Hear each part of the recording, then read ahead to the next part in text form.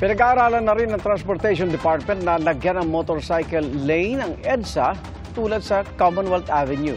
Saksi si Oscar Oida. Kuha ito kanina lang sa may kahabaan ng Commonwealth Avenue.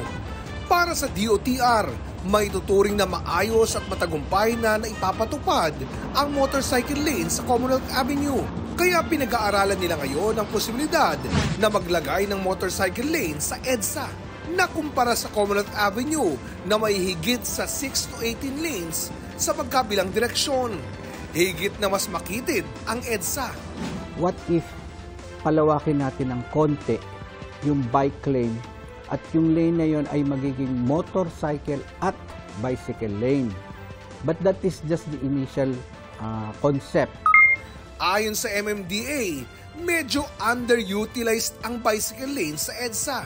Kung lalagyan ba ng motorcycle lane, dapat mayroong division na separate talaga yung motor at yung bisikleta. Yung mga proposals na yan ay kailangan araling mas maigi. Mabigyan natin ng control yung salasalabat kung saan pumapasok. It will not actually solve the whole problem of EDSA, pero at least magkaroon tayo ng isang panukala to help mabawasan.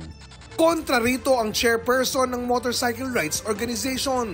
Hindi raw karagdagang lane ang kailangan, kundi mas mahigpit na pagpapatupad ng batas trapiko.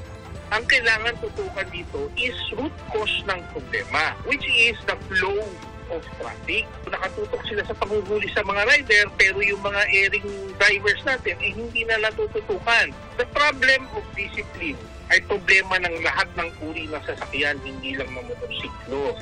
Naiintindihan daw ni Senate Committee on Public Services Chairperson Grace Poe ang intensyon ng panukala, pero nasubukan na raw ito ng MMDA tulad sa Commonwealth. Dapat daw, isaalang-alang sa pagpaplano ang resulta ng anyay naturang eksperimento. Para kay Senator Nancy Binay na miyembro ng naturang komite, mas dapat pinagtutuunan ng pansin ng DOTR ang ligtas, komportable at maayos na mass transportation networks. Sagot ng DOTR. So ito ay hindi namin sinasabing priority. Umaandar in full blast ang subway project, ang North-South Commuter Railway.